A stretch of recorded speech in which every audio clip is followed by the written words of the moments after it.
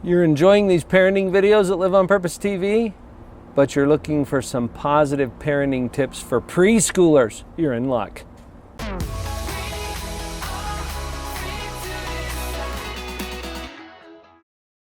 Different stages of development require a little different approach to our parenting. Yeah, they do. Preschoolers, for example. Okay, what's a preschooler like? Well, they're self-centered and they want everything immediate, no delayed gratification. When you say that, Vicki, it's age typical. Right. For these kids. So it's not a negative thing to say that they're self-centered. It's simply their development has them thinking in ways that are typical for them. Right. But at a later stage of development, we would hope that we would be less self-centered. Preschoolers tend to be in that phase still. Right. Preschoolers also have a developmental process going on in their communication. Yes. Now, you know a lot about this, Vicki, because you work with kids in the schools around speech issues and language development. Yeah, kids are really learning the nuances of language. They're not only learning the words, but they've been studying all of the body language that comes with that. And they're really starting to get it, but they don't fully understand it yet. So they have to pick up different cues from their parents or from others in their environment about what it means if your face looks like this. Yeah. Or the subtleties that we come by naturally as adults, but our kids don't necessarily. And you know, I have to say, children at this age, preschoolers, do not understand sarcasm for the most part. Yes. Thank you for bringing that up, because as a parent, sometimes it seems so clear to us that we're being sarcastic. We don't mean whatever we said. Right, but they tend to be more concrete, more literal. Right. So we have to be careful with that. There's a couple of things that we can do as parents to improve our efficiency or our influence with our preschoolers. And the first thing that comes to my mind has to do with the communication. Okay. We want to turn our words from garbage into gold.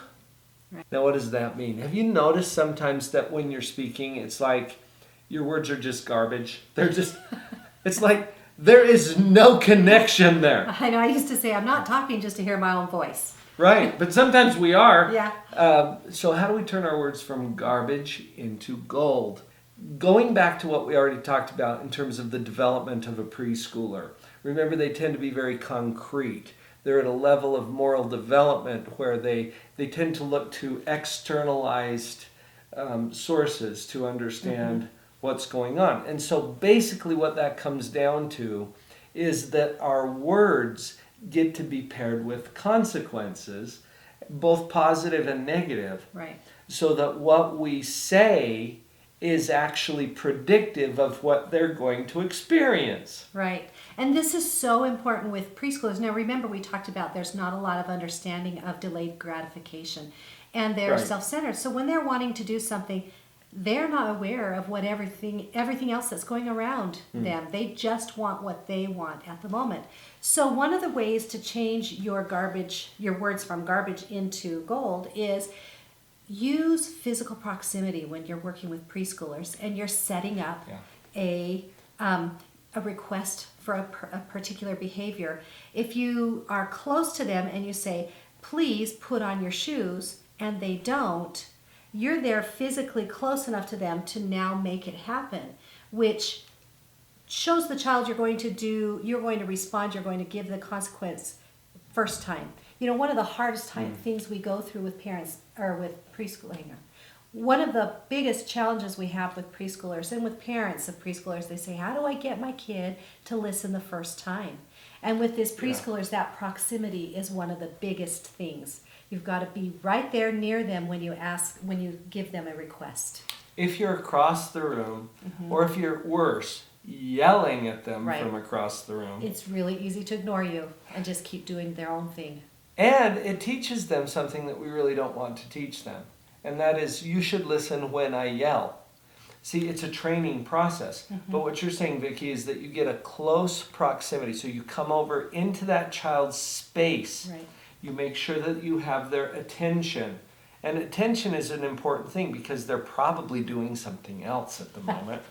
They're interested in all kinds of things, and they're bouncing Right. from this to that. So sometimes, even with a young child, you get a hold of their shoulders or their face so that they're looking at you. Right, you get their attention. Get some eye contact, so physical proximity, close attention. This is a cue now for the child that what's about to be said is gold. Right. Now, another tip for parenting with preschoolers is to use two choices. So you've gotten yourself in close to the child, you're ready, you've got their attention.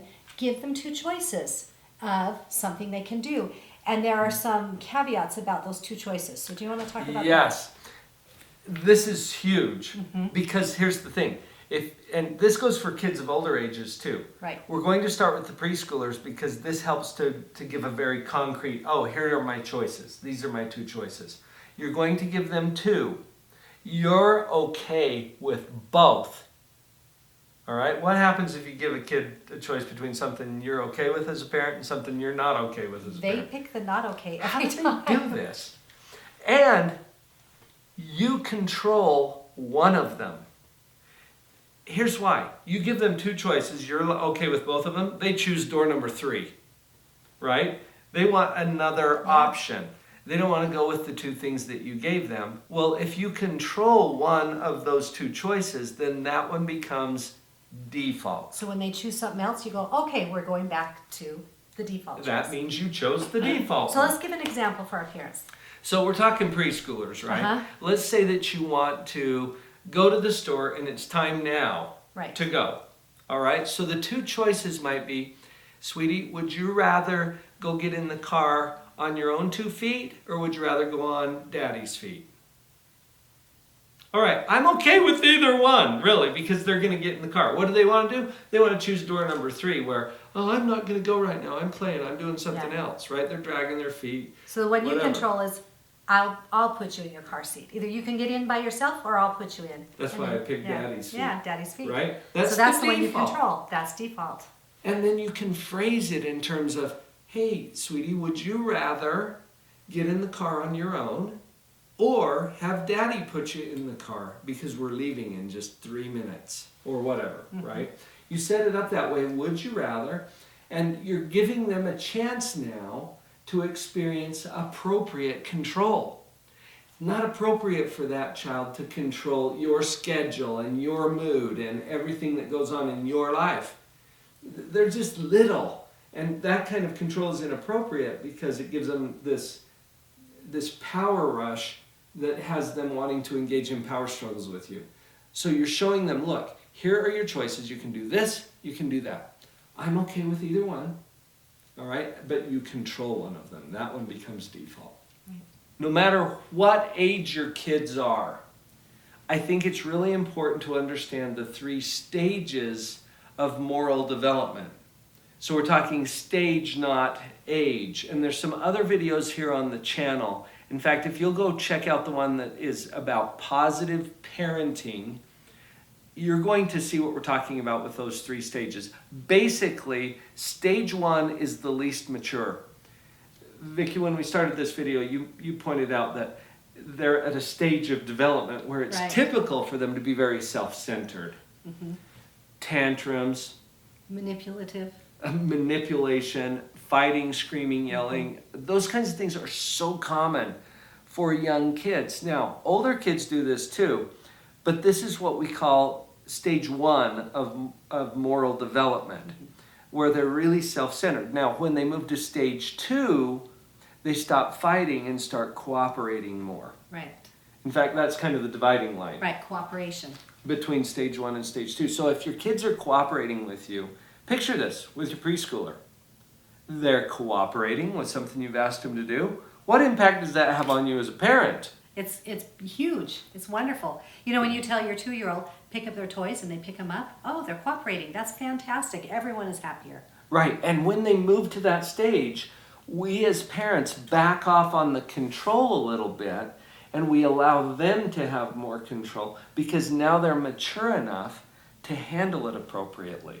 And then there's stage 3, which probably your preschooler's not going to be in stage 3. You'll see little glimmers. You'll see little brilliance breaking through occasionally. But stage 3 is where they're truly responsible and they show initiative, and you don't have to ask them, they just see what needs to be done and they do it. Can you see that this is not typical of a preschooler? Right. The whole point is, as a parent, you come to understand those stages of development. In our positive parenting audio course, we've got several segments that deal with each of those 3 stages. And so we'll refer you to that for some of the details. But just understand that being aware of those stages as a parent and then meeting your kids at an appropriate level of development, Right. Stage, not age, is what we talk about. Another tip that's really helpful with preschoolers is to catch them doing good things and give lots of positive reinforcement. You know, with our toddlers and our preschoolers, there are so often that we have to set a lot of limits for their safety because they don't understand ramifications and full consequences out there in the world. Right. So we're often telling them no, or putting limits on them, or stopping them, or telling them how they can't do something or not to do something. And I think it's really important in parenting to find ways to catch them doing the positive and then reinforce it. Oh, good job. Nice whatever, right? Like, you used your words. I mean, we're going to celebrate these little victories with them, because to use their words instead of hitting to get something that they want, for example, well, that's exactly what we're looking for. Right. So as you catch them doing that, you give them that positive. You've heard, right, that kids will do things for attention. They're going to go for attention, positive or negative. Or negative, right. Bad breath is better than no breath at all. Yeah. So we want to shower them with all kinds of positive attention for the things that they're doing well. And then as we conclude this particular segment, stay calm. Breathe, right? Stay calm and parent on. We should make a t-shirt. Stay calm. Your emotional tone as a parent will do very, very much to setting the emotional tone for your kids. They tend to be little emotional mirrors. Have you noticed this? Yeah. So, and they're not very good yet because of their development. They're not very good at regulating their own affect. So having a parent who's able to do that and model it. You regulate your own affect. And affect just means emotion or mood. So that they see a good example of staying calm when things get tough. So honored to be on your parenting team. Vicki and I have put together a positive, power-packed program for you, the Parenting Power Up. Check it out right over here. I saw her standing in the street alone.